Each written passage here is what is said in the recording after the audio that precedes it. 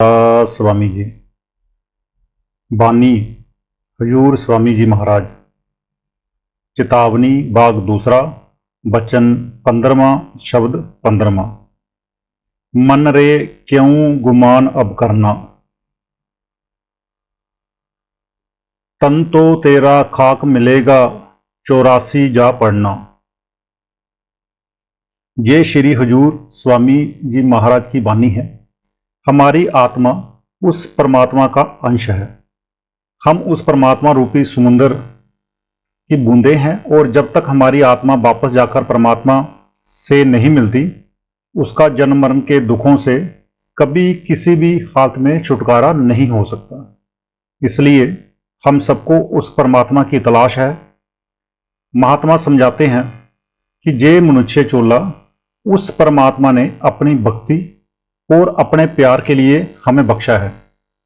84 लाख जोनियां भुगतने के बाद हमें ये मौका परमात्मा सिर्फ इसलिए देता है कि हम देह में बैठकर मालिक की भक्ति कर सकें, और इस प्रकार देह की कैद से हमेशा के लिए छुटकारा प्राप्त कर सकें।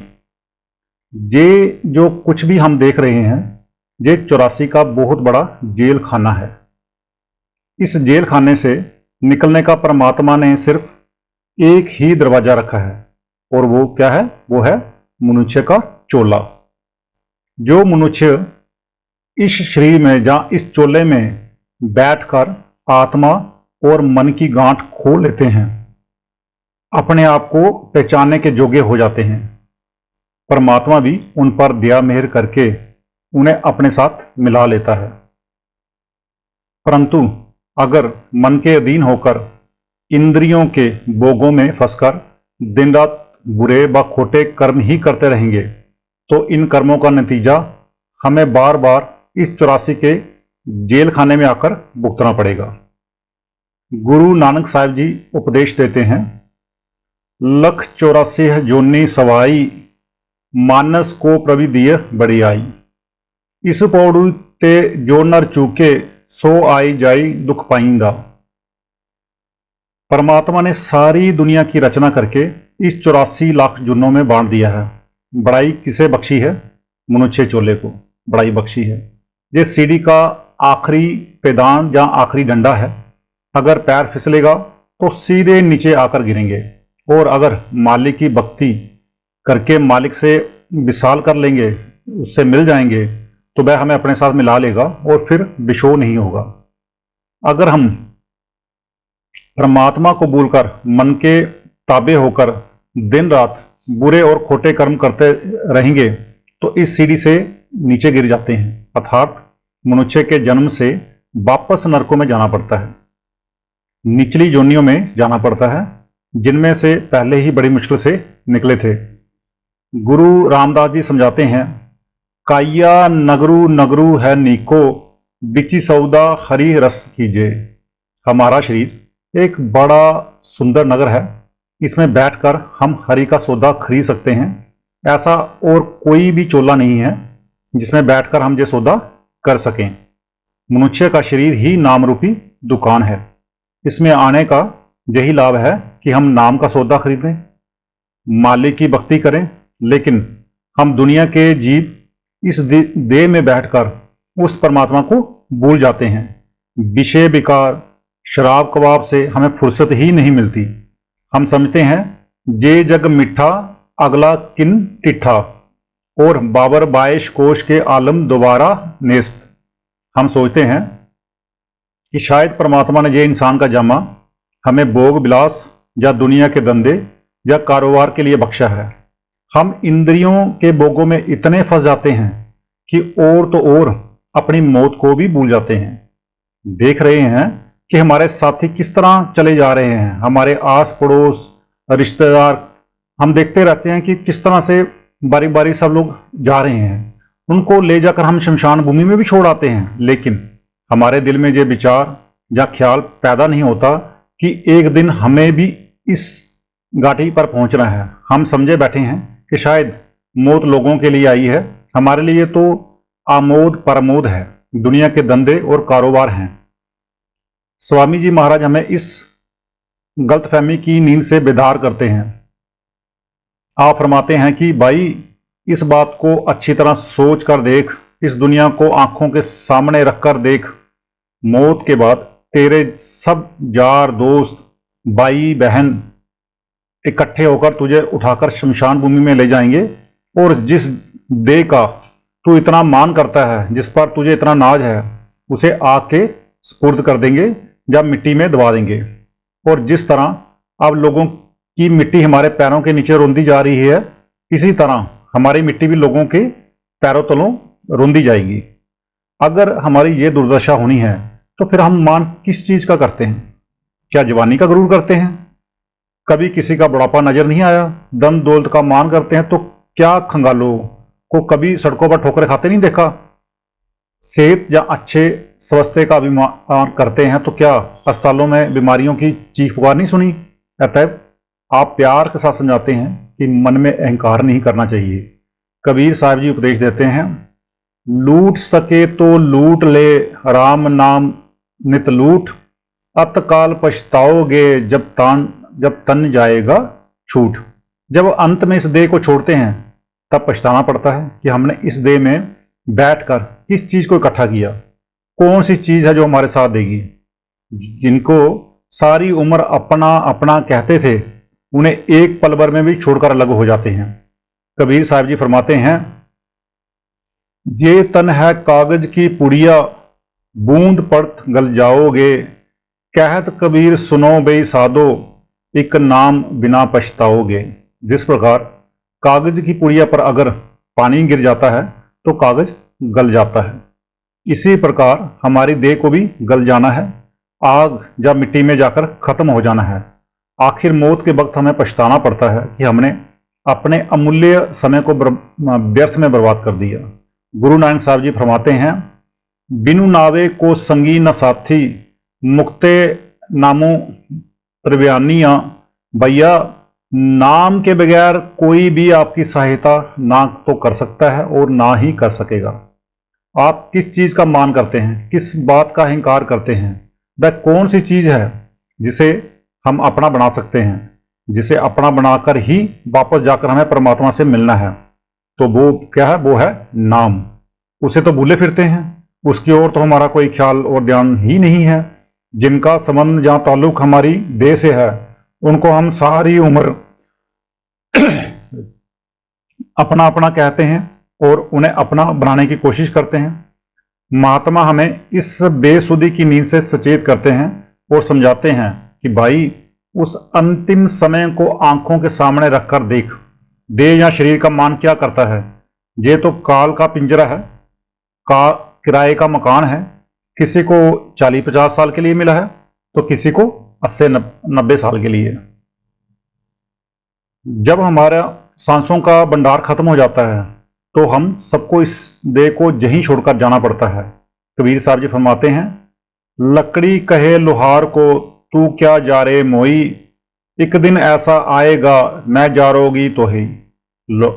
लोहार लकड़ी को जला जलाकर उसके कोजले बनाता है, लेकिन लकड़ी लोहार से कहती है कि कभी तूने उस वक्त के बारे में भी सोचा है जब तुझे अपने अंदर मिलाकर मैं भी इसी तरह तेरे कोजले बना दूंगी। कबीर साहब आगे फरमाते हैं, माटी कहे कुमार को तू क्या रूंदे मोही, एक दिन ऐसा होएगा मैं रूंदूंगी तो ही। कुमार मिट्टी को रोंद रोंद कर उसके बर्तन बनाता है, परंतु मिट्टी कहती है कभी उस समय के बारे में भी सोचने की कोशिश कर जब मैं तुझे अपने अंदर इसी तरह रूंद डालूंगी। इसी प्रकार महात्मा हमें समझाते हैं कि जब आखिरी वक्त आता है तब हमें धर्मराज के पास जाना पड़ता है और हमारी कामनाओं तथा कर्मों के अनुसार जहां वह उचित समझता है वहां जाकर हमें जन्म लेना पड़ता है। एक देह की कैद से छुटकारा नहीं होता कि दूसरी देह का कलबूत पहले ही तैयार खड़ा है, उसके बाद में प्रवेश करते हैं। मौत आंखों के सामने पहले ही नाचना शुरू कर देती है। 10 नंबरियों की तरह हम सबको हथकड़ियां लगी ही रहती हैं, हम 84 के जेलखाने में फंसे ही रहते हैं। इसलिए स्वामी जी महाराज हमें अच्छी तरह से समझाते हैं, दीन गरीबी चित में धरना, काम क्रोध से बचना। स्वामी जी महाराज हमारी हालत देखकर सिर्फ अफसोस ही नहीं करते, तरस ही नहीं खाते, बल्कि हमें इस जेल खाने से निकलने का साधन और तरीका भी बतलाते हैं। आप जी फरमाते हैं कि सबसे पहले काम और क्रोध से बचना है। ये दो ऐसी जबरदस्त ताकतें हैं जिनके अधीन होकर हम ऐसे बुरे और खोटे कर्म कर बैठते हैं जिनका नतीजा भुगतने के लिए जन्म जन्मांतरों के चक्कर में पड़ जाते हैं। काम में फंसकर हमारी रूह नीचे की ओर गिरती है। क्रोध की अवस्था में हमारा ख्याल फैल जाता है। जब तक हम अपने ख्याल को वापस लाकर आंखों के पीछे इकट्ठा नहीं करेंगे, हम अपने घर की ओर कभी भी यात्रा नहीं कर सकेंगे। जब तक हमारा ख्याल काम क्रोध में फंसा हुआ है, तब तक हम उस नुक्ते या केंद्र पर ख्याल इकट्ठा ही नहीं कर सकते जहां से कि हमें अपने असली घर की ओर सफर शुरू करना है। आप देखेंगे काम के प्रभाव में आकर हम अपना परिवार बढ़ा लेते हैं, रोजी पूरी नहीं पड़ती, सारे दिन दुखी रहते हैं और ऐसी ऐसी बुरी बीमारियां मोल ले लेते हैं जिनका इलाज कराते कराते सारी उम्र बीत जाती है। क्रोध में आकर हम एक दूसरे की जान तक लेने को तैयार हो जाते हैं, जिससे हमें जेल खानों में जाकर चक्कियां चलानी पड़ती हैं, फांसी के तख्तों पर चढ़ना पड़ता है, फिर पछताते हैं। पर उस वक्त कौन हमारी फरियाद व पुकार सुनता है? इसलिए महात्मा समझाते हैं कि काम क्रोध से हमेशा बचकर रहना चाहिए। कबीर साहब उपदेश देते हैं, कामी क्रोधी लालची इनसे भक्ति ना होए, भक्ति करे कोई सूरमा जात वर्ण कुल खोए। कामी क्रोधी तथा लालची कभी भी परमात्मा की भक्ति नहीं कर सकते। कोई सूरमा और बहादुरी ही इन विकारों में से ख्याल निकालता है और उसी का ख्याल परमात्मा की भक्ति की ओर जा सकता है। कबीर साहिब स्पष्ट रूप से समझाते हैं, जहां काम तहां नाम नहीं, जहां नाम नहीं काम, जहां काम है वहां नाम नहीं किस तरह आ सकता है, जहां नाम बस जाता है वहां काम किस तरह रह सकता है। इसलिए हमें काम और क्रोध रूपी इन दोनों शत्रुओं को अपने अधीन करना है, ताकि हम नाम भक्ति कर सकें, मालिक से मिलने के मार्ग पर चल सकें। दूसरी सीख स्वामी जी ये देते हैं कि मन में हमेशा नम्रता और दीनता रखनी चाहिए। आखिर हम गुरूर या अहंकार किस चीज का करते हैं? हमारे पास ये दुनियावी चीजें कोई अनोखी नहीं आई हैं, ये सब दुनिया वालों के पास होती रही हैं और हैं। परमात्मा हमें जितना अधिक देता है, हमारे अंदर उतनी ही अधिक दीनता और नम्रता आनी चाहिए। पानी हमेशा नीचे की ओर ही बहता है। हम व्यर्थ ही अहंकार में फंसकर अपने आप को बड़ा समझने लग जाते हैं। संतों महात्माओं की बानी, खासकर गुरु नानक साहब की बानी पढ़कर देखें कितनी नम्रता और दीनता से पूर्ण है। आप जी फरमाते हैं, कहू नानक हम नीच कर्मा सरनी परे की राखू शर्मा। गुरु नानक साहब इतने उच्च कोटि के महात्मा होकर, बल्कि खुद कुल मालिक होकर अपने आप को नीच कर्मा, दासन दास, लाला गोला कहकर वर्णन करते हैं। हजूर महाराज जी, बाबा साबन सिंह जी महाराज अपने लिए कितने नम्रतापूर्ण शब्दों का प्रयोग करते थे। महात्मा स्वयं अपनी जिंदगी की मिसाल पेश करके हमें बताते हैं कि मन में कितनी नम्रता तथा अजीजी होनी चाहिए। कबीर साहब जी फरमाते हैं, बुरा जो ढूंढन मैं गयो बुरा ना मिलया कोई, जब दिल खोजा आप ना मुझसे बुरा ना कोई। जब अपने अंदर खोज की तो पता लगा कि दुनिया में हमसे बुरा कोई नहीं। फिर फरमाते हैं, कबीर सब ते हम बुरे हम तज भले सब कोई, जिन ऐसा कर बूझिया मीत हमारा सोई।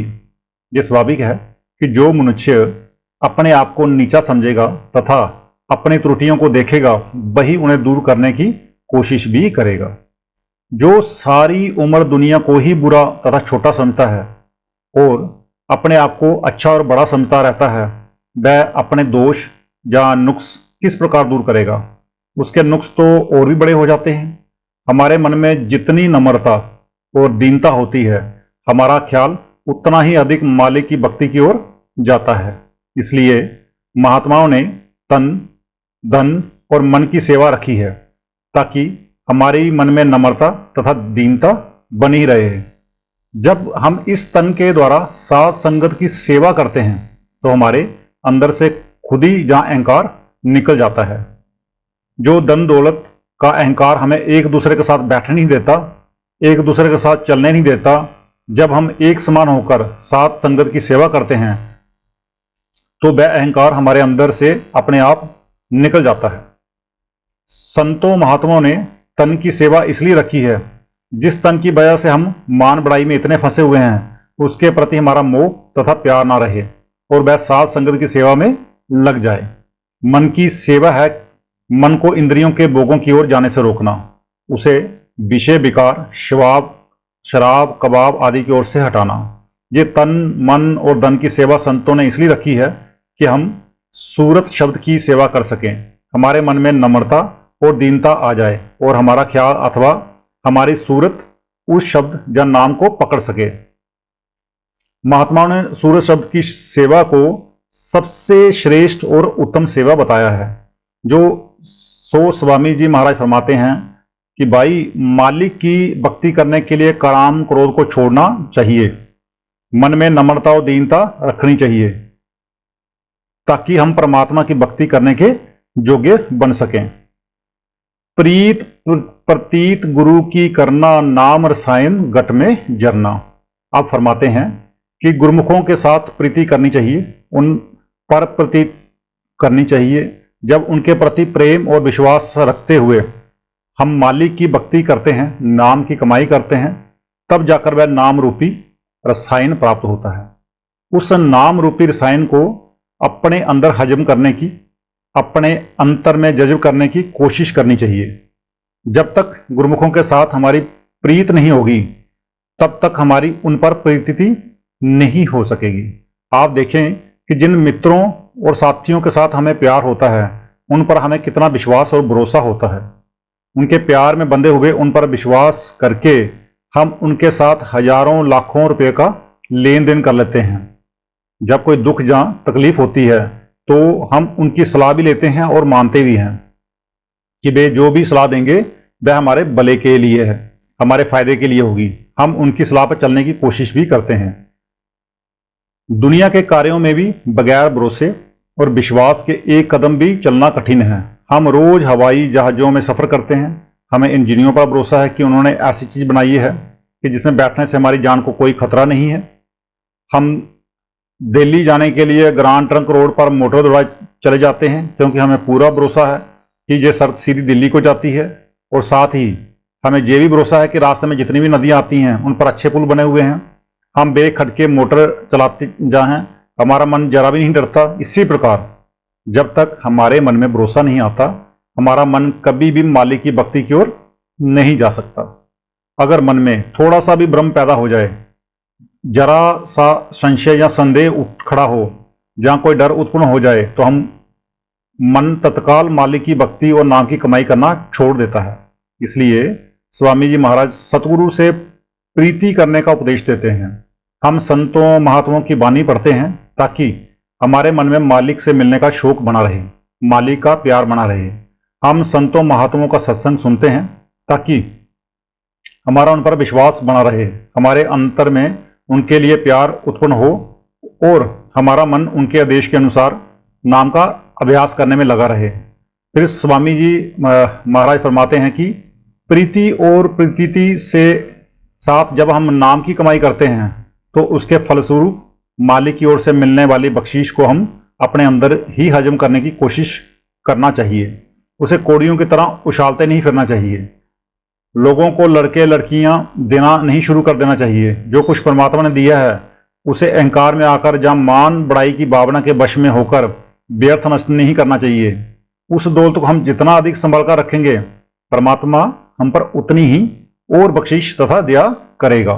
अगर बेटा मेहनत करता है और अपनी कमाई को संभाल कर रखता है तो बाप खुश होकर उसे और अधिक दौलत दे देता है, परंतु जो बेटा कमाई नहीं करता और बाप की जायदाद को उजाड़ता है बाप उसे कुछ भी नहीं देता।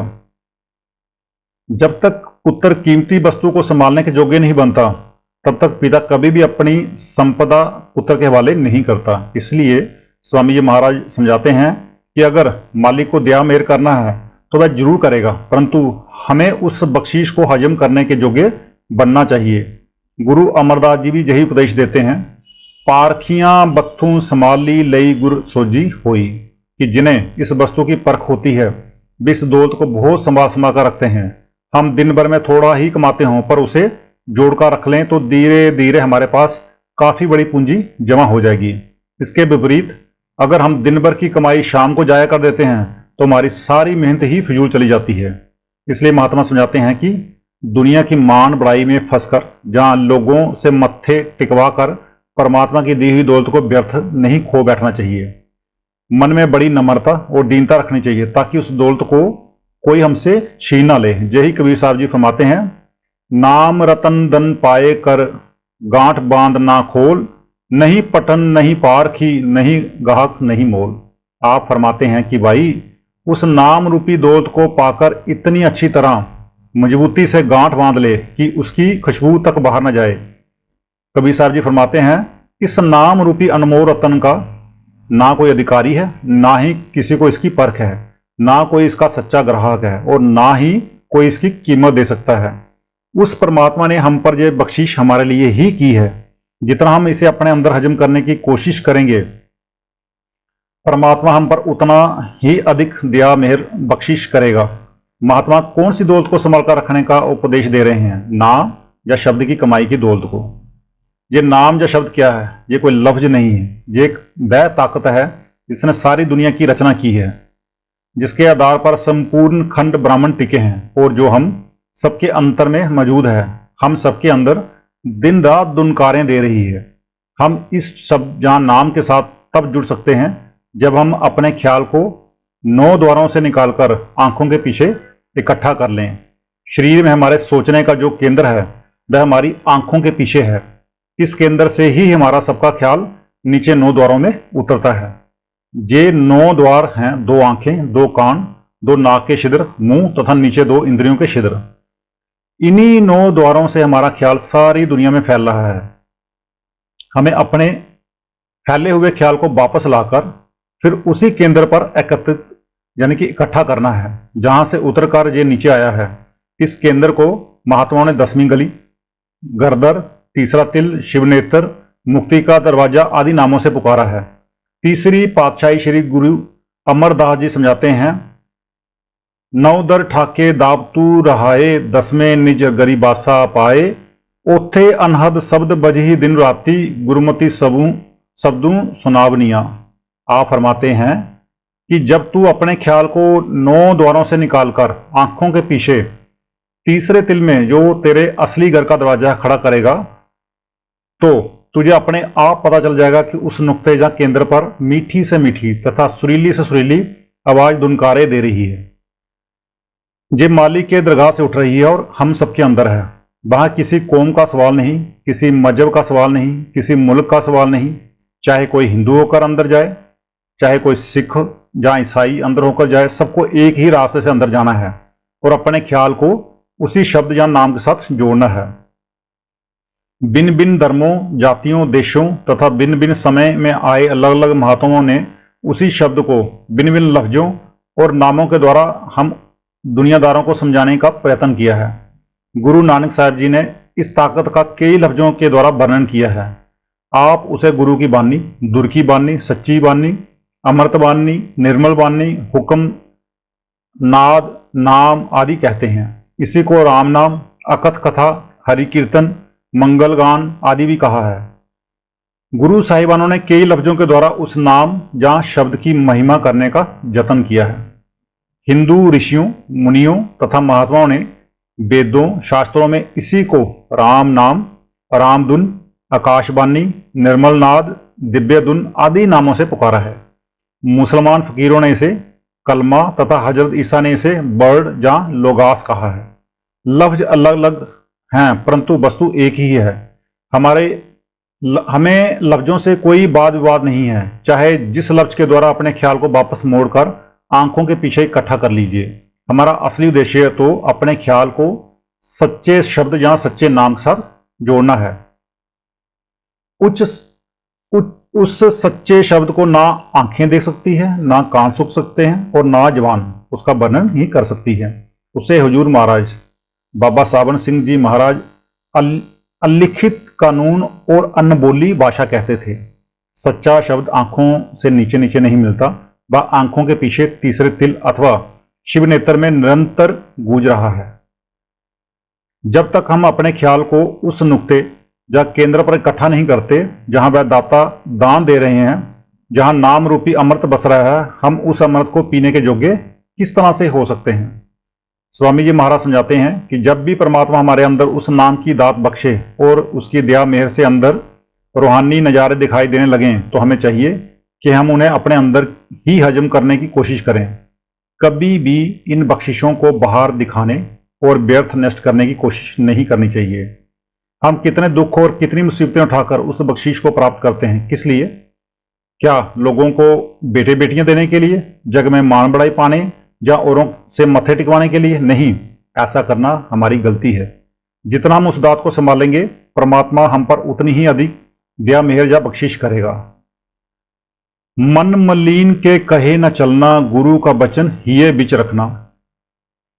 स्वामी जी महाराज फरमाते हैं कि मन मत छोड़ देना चाहिए तथा गुरुमत पर चलना चाहिए। गुरुमत क्या है? अपने ख्याल को वापस मोड़कर आंखों के पीछे इकट्ठा करके शब्द या नाम के साथ जोड़ना ही गुरुमत है। इसके विपरीत मन के अधीन होकर कर्म करना मनमत है। अगर हम मन के कहने में चलेंगे, मन के अधीन होकर दिन रात बुरे व खोटे कर्म करते रहेंगे, विषय विकार शराब कबाब के स्वाद में लगे रहेंगे, तो जो जो बुरे कर्म करेंगे उनका फल भुगतने के लिए हमें बार बार इस 84 के चक्कर में आना पड़ेगा। पिछले किए हुए बुरे कर्मों का फल अभी भुगत रहे हैं और आगे भी अगर इसी प्रकार बुरे कर्म करते जाएंगे तो उनका फल भुगतने के लिए फिर से इस 84 के जेल में खाने में आना पड़ेगा। गुरु नानक साहब इस संसार को कर्मा सदड़ा खेत अर्थात कर्म भूमि कहते हैं। जो जो बीज जहां हम बोते हैं उनका वैसा ही फल हमें मिलता है। अगर हम बुरे कर्मों के बीज बोएंगे तो बुरे फल भुगतने आ जाएंगे, अगर अच्छे कर्मों के बीज डालेंगे तो अच्छे फल भोगने आएंगे। ना अच्छे कर्म हमें इस देह के बंधनों से मुक्त करवा सकते हैं, ना बुरे कर्म। बुरे कर्मों के नतीजे के रूप में नरक और 84 तैयार है ही। अगर नेक कर्म करेंगे तो क्या नतीजा होगा? सेठ साहूकार बनकर आ जाएंगे, राजा महाराजा बनकर आ जाएंगे, कौमों मजहबों जहाँ मुल्कों की हुकूमत प्राप्त हो जाएगी, लोहे की बेड़ियां उतार कर सोने की चढ़ जाएंगी, सी श्रेणी से बच जाएंगे, ए श्रेणी प्राप्त कर लेंगे। परंतु सी श्रेणी हो या ए श्रेणी, कैदी तो कैदी ही है।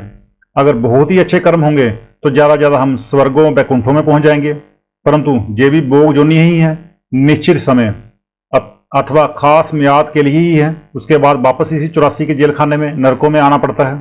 तात्पर्य यही है कि मन के अधीन नहीं होना चाहिए, क्योंकि मन हमेशा हमें बुरे कर्मों के जाल में ही फंसाए रखता है। केवल सतगुरु ही इस बंधन से छुड़ा सकते हैं। गुरु नानक साहब उपदेश देते हैं, सतगुरु है बोहिथा शब्दी लंगा बनहारू। हमें उस शब्द रूपी संसार में सवार होना है जिसके मल्ला सतगुरु होते हैं। सतगुरु हमेशा शब्द और नाम का ही बेड़ा लेकर आते हैं, शब्द और नाम का ही होका देते हैं और वापस जाकर शब्द या नाम में ही समा जाते हैं। गुरु तेग बहादुर जी बड़ा सुंदर दृष्टांत देकर समझाते हैं कि जिस प्रकार मल्ला नाव लेकर नदी के किनारे खड़ा होकर पुकारता है कि जिसे भी नदी की लहरों से बचकर पार जाना है वो मेरी नाव में आकर बैठ जाए। जो भाग्यशाली सज्जन उस नाव में बैठ जाते हैं वे नदी की लहरों से बचकर नदी के दूसरे किनारे पर पहुंच जाते हैं, परंतु जो उस नाव में पैर ही नहीं रखते वे इसी किनारे रह जाते हैं। इसी तरह सतगुरु नाम का बेड़ा लेकर आते हैं।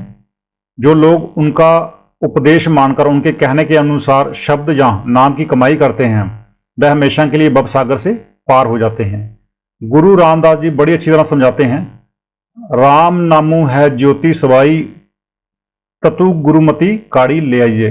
आप फरमाते हैं कि राम नाम की ज्योति आप सबके अंदर आंखों के पीछे तीसरे तिल में जल रही है, लेकिन जब तक आप गुरुमुख अथवा सतगुरु के मत पर नहीं चलते कभी भी उस ज्योत के दर्शन नहीं कर सकते, और जब तक उस ज्योत के दर्शन नहीं करते किसी भी तरह मुक्ति प्राप्त नहीं हो सकती। गुरुमत क्या है?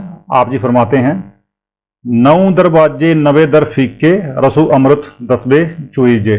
गुरुमत अथवा संतों का मत यह है कि जब तक मनुष्य का ख्याल आंखों से नीचे है, जब तक मनुष्य इंद्रियों के भोगों में फंसा हुआ है, विषय विकार शराब कबाब आदि के स्वादों में भड़क रहा है, तब तक वह संतों के मार्ग से बहुत दूर है। जब हम अपने ख्याल को 9 द्वारों से निकालकर आंखों के पीछे तीसरे तिल पर इकट्ठा करेंगे तब हमें सच्चे गुरु मत का बोध होगा। तब हमें पता लगेगा कि हमारे अंदर इस केंद्र पर अमृत बस रहा है। जब तक हम इस केंद्र पर अपना ख्याल को इकट्ठा नहीं करते, हम गुरुमत पर चलने के जोगे किस तरह हो सकते हैं। गुरुमत ये नहीं कि मनुष्य हिंदू से सिख बन जाए, या कोई खास प्रकार का बेस जहाँ बाना धारण कर ले, या ग्रंथों पोथियों का भोग डालना शुरू कर दे। हम बाहरमुखी हुए बैठे हैं। गुरुमत का अर्थ है कि हम सतगुरु अथवा गुरुमुखों के उपदेश के अनुसार अपने ख्याल को 9 द्वारों से निकालकर अंदर शब्द या नाम के साथ जोड़ें। जब तक हमारी सूरत या आत्मा शब्द को नहीं पकड़ती, तब तक हम मन मत पर चल रहे हैं, और जब हम मन के मत पर चल रहे हैं, हमारा 84 के बंधनों से कभी भी छुटकारा नहीं हो सकता। जे मति मंदी गहे नहीं सरना, लोभ बढ़ाए उदर को भरना। मन के कहने पर क्यों नहीं चलना चाहिए। स्वामी जी महाराज फरमाते हैं कि हमारा मन खोटी बुद्धि वाला है, खोटी मति वाला है। पहले तो ये सतगुरु की संगति करने ही नहीं देता, और अगर हम उनकी संगति करते भी हैं तो उन पर भरोसा और विश्वास नहीं आने देता। अगर थोड़ा बहुत विश्वास आ भी जाए तो ये हमारे ख्याल को नाम की कमाई की ओर नहीं जाने देता। मन के वश होकर हम तृष्णाएं और इच्छाएं लेकर सतगुरु के पास जाते हैं। अगर वे पूरी नहीं होती तो मन में अभाव आ जाता है कि हम मालिक की भक्ति या नाम की कमाई करना ही छोड़ बैठते हैं। हमारा मन तो हमेशा इच्छाओं और तृष्णाओं में ही फंसा रहता है। आज तक ना किसी की सब इच्छाएं व तृष्णाएं पूर्ण हुई हैं और ना ही हो सकती हैं, परंतु जो भी इच्छाएं और कामनाएं हम करते हैं, उन सबको पूरा करने के लिए हमें बार बार जन्म लेना पड़ता है। गुरु नानक साहब इसी बारे में फरमाते हैं, देंदा दे लैंदे थकी पाही, जुगा जुगंतरी खाई खाई। परमात्मा देते देते नहीं थकता, हम ही लेते लेते थक जाएंगे। हम जो भी परमात्मा के आगे दिन रात अरदास और याचनाएं करते रह रहे हैं, जो कुछ भी उससे मांग रहे हैं, अगर इस जन्म में सब कामनाएं पूरी नहीं होती तो उनको पूरा करने के लिए मालिक फिर से हमें जन्म दे देता है। फिर हम और इच्छाएं तथा कामनाएं करते हैं और मालिक हमें और जन्म दे देता है। जब हम इन कामनाओं से तंग आकर परमात्मा को मांगना शुरू कर देते हैं तो हम पर दया मेहर करके वह हमें अपने साथ मिला लेता है, क्योंकि मन निरंतर इच्छाएं पैदा करता रहता है। इसलिए स्वामी जी महाराज फरमाते हैं कि हमारा मन खोटी मति वाला है, जो हमें सतगुरु की शरण प्राप्त नहीं करने देता, हमें अपने आप को उनके हवाले नहीं करने देता, हमारे ख्याल को विषय विकारों से नहीं निकलने देता, और हमें इंद्रियों के भोगों से बाज नहीं आने देता। जिसे शब्द को पकड़ना है वह ताकत तो काम क्रोध की लहरों में बह रही है, बाल बच्चों के प्यार में उलझी हुई है, कौमों मजहबों मुल्कों की भक्ति में लगी हुई है। जब तक हम अपने ख्याल को इनकी ओर से समेटकर आंखों के पीछे तीसरे तिल में इकट्ठा नहीं करेंगे, तब तक हम शब्द को किस प्रकार पकड़ सकेंगे। तुम मानो मत इसका कहना, इसके संग जगत बिच गिरना। स्वामी जी महाराज फरमाते हैं, अगर हम मन के अधीन रहेंगे, मन को ही अपना गुरु पीर प्रभु समझते रहेंगे, तो इसके वश में होकर हमें बार बार इस जगत में आना पड़ेगा, काल के जाल में फंसे रहना पड़ेगा। इसलिए गुरु नानक साहब जी ने कहा है, बाबा जगू फाथा महाजाल। हम दुनिया के जीव बड़ी बुरी तरह से इस काल के जाल में फंसे हुए हैं। परमात्मा का किसी को पता ही नहीं, परमात्मा की भक्ति की और किसी का ख्याल ही नहीं। विषय विकार शराब कबाब इंद्रियों के भोगों से किसी को फुर्सत ही नहीं मिलती।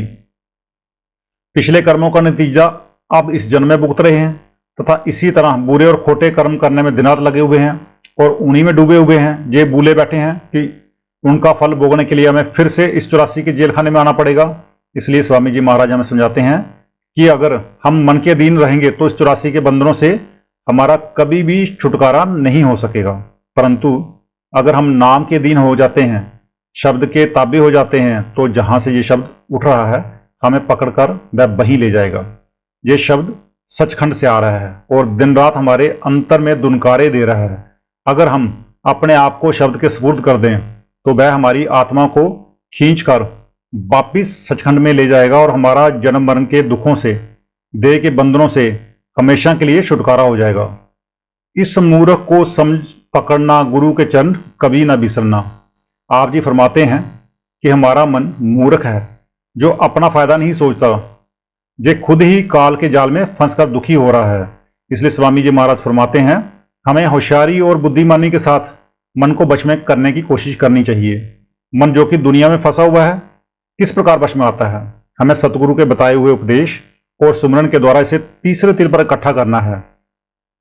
शरीर के अंदर जो सोच और विचार करने का केंद्र है वह हमारी आंखों के पीछे है। वहां से हमारा ख्याल 9 द्वारों से होकर सारी दुनिया में फैल रहा है। हमारा ख्याल किस तरह फैलता है? हम दुनिया की नाशवान और फना चीजों का सुमरन करते हैं। जिन चीजों का सुमरन करते हैं उनका सुमरन के साथ ही अपने आप ध्यान भी होता है, और संसार की नाशवान वस्तुओं के सुमरन के साथ उनका ध्यान भी पक्का हो जाता है। मन कभी स्थिर या निश्चल तो बैठता नहीं, किसी न किसी चीज के बारे में सोचता ही रहता है। अच्छी तरह विचार करके देख लें कि जिस चीज के बारे में हम सोचते हैं उसकी शक्ल भी हमारी आंखों के सामने आ जाती है। बाल बच्चों का ख्याल करते ही तो बाल बच्चों की शक्ल आंखों के सामने आ जाती है। मित्रों संबंधियों का विचार करते हैं तो उनकी सूरत शक्ल आंखों के सामने आ जाती है। जिनका सुमरन करते हैं उनका ध्यान भी जरूर ही पक जाता है। जिनका सुमरन और ध्यान पक जाता है उनके साथ हमारा मोह और प्यार हो जाता है, और जिनसे प्यार हो जाता है उनकी शक्लें भी मौत के समय सिनेमा के चलचित्रों की तरह हमारी आंखों के सामने फिरना शुरू हो जाती हैं। जहां आशा तहां बासा। जिस ओर भी मौत के समय हमारा ख्याल होता है हम दुनिया के जीव उसी धारा में बह जाते हैं। ये दुनिया की नाशवान और फना वस्तुओं का सुमरन और ध्यान ही है जो हमें बार बार इस 84 के जेल खाने में ले आता है। सुमरन करने की आदत हम सबको स्वाभाविक रूप से पड़ी हुई ही है, लेकिन हम नाशवान और फना चीजों का सुमरन करते हैं। सुमरन की इस आदत से फायदा उठाकर हमें परमात्मा के नाम का सुमरन करना चाहिए, जो कि कभी नष्ट या फना नहीं होता है। गुरु अर्जुन देव जी उपदेश देते हैं, निचलू एकू आपू श्रीनिवासी सो निचलू सो तिसी ही दियान दिया। परमात्मा निचलो और अविनाशी है, वह कभी जन्म मरण के दुखों में नहीं आता। जो उस परमात्मा के नाम का सुमरन करता है, उसका ध्यान करता है, वह भी निश्चल हो जाता है, उसका भी जन्म मरण के दुखों से छुटकारा हो जाता है। सो हमें अपने ध्यान को आंखों के पीछे रखकर उस परमात्मा के नाम का सुमरन करना चाहिए। सुमरन के द्वारा हमारा ख्याल पैरों के तलबों से सिमटकर ऊपर की ओर आना शुरू हो जाता है। ये सुमरन छोटे बच्चे से लेकर वृद्ध मनुष्य तक सभी कर सकते हैं। आप देखें कि हम सारे वक्त कामकाज में लगे रहते हैं, गाड़ियों मोटरों में भागते फिरते हैं, तभी हमारा मन स्थिर नहीं रहता, निरंतर सोचता रहता है, दलीलें करता रहता है। हम इस समय अपने मन को सुमरन में रख सकते हैं। किसान लोग हल चलाते समय जहां रहट चलाते हुए सुमरन कर सकते हैं। हमें सुमरन करने की इतनी आदत पड़ जानी चाहिए कि अगर हम एक दूसरे से बातचीत भी कर रहे हों तो भी हमारे अंदर अपने आप सुमरन चलता रहना चाहिए। ये सुमरन ही है जिसके द्वारा हम अपने फैले हुए ख्याल को फिर वापस लाकर आंखों के पीछे तीसरे तिल में इकट्ठा कर सकते हैं। जब इस केंद्र पर हमारा ख्याल इकट्ठा होना शुरू हो जाता है तो इसके बाद जिस साधना की जरूरत पड़ती है उसके बारे में स्वामी जी महाराज आगे समझाते हैं। गुरु का रूप नैन में धरना, सूरत शब्द से न पर चढ़ना। जब हम अपने ख्याल को आंखों के पीछे इकट्ठा करते हैं तो वह जहां ठहरता नहीं, क्योंकि इसे बार बार नीचे आने की आदत पड़ी हुई है। उसे इस केंद्र पर ठहरने के लिए हमें गुरुमुखों का ध्यान करना पड़ता है। उनके स्वरूप का ध्यान करने से ख्याल को आंखों के पीछे ठहरने की आदत पड़ जाती है। हमारे मन में ये सवाल जरूर उठता है कि गुरुमुखों के स्वरूप का ध्यान क्यों किया जाए। ये बात तो निश्चित है कि ध्यान के बगैर हमारा ख्याल आंखों के केंद्र पर नहीं ठहर सकता। सवाल सिर्फ यह है कि ध्यान करें तो किसका करें। इस पर विचार करने के लिए हम संपूर्ण सृष्टि को अपनी आंखों के सामने रखकर देखें कि कौन सी चीज हमारे ध्यान के योग्य है। किस स्वरूप के ध्यान के द्वारा हमें अपने ख्याल को अपनी आंखों के पीछे ठहराना है। जितनी भी दुनिया की चीजें हैं सब 5 तत्वों की बनी हुई हैं। ये 5 तत्व हैं पृथ्वी, जल, अग्नि, वायु और आकाश। हर एक प्राणी के अंदर इनमें से कोई ना कोई तत्व मौजूद होता है। मनुष्य के अंदर 5 तत्व पूर्ण रूप से मौजूद हैं, इसलिए मनुष्य को 5 तत्वों का पुतला कहा गया है। महात्माओं ने उसे सृष्टि का सिरमौर तथा अशंफुल मखलूकात कहा है। सृष्टि में जीवों की पहली श्रेणी वह है जिसके अंदर सिर्फ एक ही तत्व होता है, जैसे फल फूल, सब्जियां, घास फूस आदि। इनमें केवल पानी का तत्व होता है। अगर 5 तत्वों के पुतले होकर घास फूस, फल फूल, तुलसी, पीपल आदि का ध्यान करना शुरू करेंगे तो आप खुद ही विचार कर देखें कि हम ऊपर को जाएंगे या नीचे गिरेंगे, क्योंकि जहां आशा तहां बासा। जिसके स्वरूप का हम ध्यान धरेंगे मरने के बाद जाकर हमें उसी की शक्ल धारण करनी होगी। अतः ये पेड़ पौधे हमारे ध्यान के योग्य नहीं है। दूसरी श्रेणी सांप बिच्छू आदि की है, जिनमें 2 तत्व यानी अग्नि और पृथ्वी प्रधान है। ये हमारे ध्यान के योग्य नहीं हो सकते। तीसरी श्रेणी पक्षियों की है जिनके अंदर 3 तत्व होते हैं, परंतु हमारे अंदर तो 5 तत्व मौजूद हैं। अगर हम 5 तत्व के पुतले होकर गरुड़, कबूतर, चिड़ियों आदि का ध्यान करने लग गए तो उन्हीं के जामे में चले जाएंगे, कोई उन्नति ना कर सकेंगे। चौथी श्रेणी चौपाइयों की है। इनके अंदर 4 तत्व होते हैं परंतु अकल या बुद्धि नहीं होती, इसलिए गाय घोड़ों आदि का ध्यान करके भी हम नीचे की ओर ही गिरेंगे। 5वीं श्रेणी मनुष्य की खुद अपनी है। अब हम मन में ये विचार जरूर आता है कि मनुष्य का ध्यान धरे तो क्यों धरे, खासकर आज के ज़माने में जबकि हम अब सबके समान अधिकार हैं। मनुष्य का ध्यान नहीं धरता तथा कोई चीज ध्यान करने के योग्य दिखाई नहीं देती, जहां आकर हम परमात्मा के अस्तित्व को ही अस्वीकार करने लगते हैं और किसी का भी ध्यान नहीं करते। खजूर महाराज जी एक बड़ी खूबसूरत मिसाल देकर हमें समझाया करते हैं कि अगर एक कमरे में हम कुछ रेडियो रख दें जो बिजली या बैटरी से जुड़े हुए ना हों तो हम उनके द्वारा किसी भी देश की खबरें नहीं सुन सकते, लेकिन उन्हें बिजली या बैटरी से जोड़ दिए जाए तो हम जिस देश की चाहें खबरें सुन सकते हैं।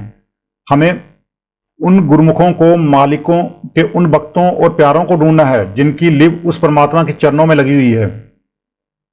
हमें उनके स्वरूप का ध्यान धरना है क्योंकि वे अपने प्यार के बंधे हुए मालिक से जा मिलते हैं और हम भी उनके प्यार के बंधे हुए वापस जाकर मालिक से मिल जाएंगे। उन गुरुमुखों का असली स्वरूप भी शब्द या नाम ही होता है। मनुष्य ही मनुष्य का शिक्षक या गुरु हो सकता है, क्योंकि गाय भैंसों की बोली हमें समझ में नहीं आती और देवी देवता कभी किसी ने देखे नहीं। गुरुमुख शब्द या नाम में से ही आते हैं, शब्द या नाम ही होका देते हैं और वापस जाकर शब्द या नाम में ही समा जाते हैं। हमारा असली गुरु शब्द है, नाम है और गुरुमुखों का जो असली स्वरूप है वह भी शब्द है, नाम है। गुरु नानक साहब जी फरमाते हैं, बानी गुरु, गुरु है बानी, अर्थात बानी यानी शब्द हमारा गुरु है और जो गुरु है उसका असली स्वरूप बानी है। गुरु साहिब का जहां बानी से मतलब उस सच्ची बानी से है जिसे शब्द या नाम कहते हैं और ये शब्द या बानी ही गुरुमुखों का असली स्वरूप है। गुरु अर्जुन देव जी फरमाते हैं, हरि का सेवकू सो हरिया जेहा, बेदू न जानू मानस देहा। मालिक के भक्त या प्रेमी मालिक की भक्ति करके मालिक का रूप हो जाते हैं। उनमें और परमात्मा में कोई अंतर या फर्क नहीं होता। उनका परमात्मा के साथ वही संबंध होता है जो कि एक लहर का समुद्र के साथ होता है। गुरु अर्जुन देव जी फरमाते हैं, जेऊ जल तरंग उठी बहुबाती, फिरी सलले सलल समाइंदा। जिस प्रकार पानी में 2-4 मिनटों के लिए लहरें उठती हैं और फिर पानी में ही समा जाती हैं, इसी प्रकार गुरुमुख परमात्मा रूपी समुद्र में से आते हैं और वापस जाकर उसी में समा जाते हैं। अगर हम कोई चीज लहर के हवाले कर दें तो लहर उसे अपने साथ समुद्र में ले जाती है और उसकी तह में समा जाती है। इसी प्रकार अगर हम गुरुमुखों का ध्यान करके अपने आप को उनके हवाले कर देंगे तो हम भी उनके प्यार में बंधे हुए सतनाम रूपी समुद्र में समा जाएंगे, क्योंकि उन्हें भी वापस सतनाम रूपी समुद्र में ही समाना है। गुरु अमरदास जी फरमाते हैं, एको अमरु एका पतिशाही, जुग जुग सरकार बनाई है। आप फरमाते हैं कि वह परमात्मा एक है, वह सबका दाता है, बादशाह है। संत महात्मा उसके द्वारा भेजे हुए शासक हैं जो हर युग में आते हैं। वे मालिक के हुक्म से आते हैं, उसके हुक्म का पालन और उसी के हुक्म का प्रचार करते हैं और वापस जाकर उसके हुक्म में ही समा जाते हैं। हमें गुरुमुखों का ध्यान करना चाहिए क्योंकि उनका असली स्वरूप शब्द है, नाम होता है। अब सवाल उठता है कि हमें किस गुरुमुख का ध्यान करना है जिन्होंने हमें शब्द का भेद दिया है, नाम प्रदान किया है। अगर वे महात्मा नामदान के बाद चाहे जितने दूसरे दिन ही चोला बदल लें तो भी हम उन्हीं का ध्यान करना है। अपने ख्याल को डोलने नहीं देना है, सदा अपने ख्याल को उनकी ओर ही रखना है। वे हमें नाम देकर निश्चित या बेफिक्र नहीं हो जाते, वे हमें दुर्ताम ले जाने के लिए जिम्मेदार होते हैं। हमें हमेशा अपने ध्यान को उनकी ओर रखने की कोशिश करनी चाहिए। हमें अपने सतगुरु का ध्यान करना चाहिए। उनके स्वरूप के ध्यान के द्वारा हमारी आत्मा अथवा सूरत को अंदर तीसरे तिल में ठहरने की आदत पड़ जाती है। स्वामी जी महाराज ने समझाया है कि पहली पौड़ी सुमरन की और दूसरी ध्यान की है, तीसरी क्या है? जब सुमरन द्वारा सिमटा हुआ ख्याल ध्यान के द्वारा टिक जाएगा तो फिर शब्द हमारी आत्मा को खींचकर मालिक की ओर ले जाएगी। इसलिए हमें सुमरन और ध्यान का साधन करना है और अपनी सूरत या आत्मा को शब्द के साथ जोड़ना है। राधा स्वामी नाम सिमरना जो बे कहें चित्त में धरना। स्वामी जी महाराज फरमाते हैं कि उस परमात्मा के नाम का सुमरन करना चाहिए, परमात्मा के नाम की ओर अपनी तवज्जो रखनी चाहिए। ये राधा स्वामी नाम ना किसी कौम का नाम है, ना किसी मजहब का। जिस प्रकार अन्य अनेक संतों महात्माओं ने प्यार में आकर उस अकाल पुरुष परमपिता परमात्मा के अनेम नाम रखे हैं, इसी प्रकार हजूर महाराज स्वामी जी उस परमात्मा को राधा स्वामी कहकर याद करते हैं। राधा से आपका मतलब आत्मा से है और स्वामी से परमात्मा।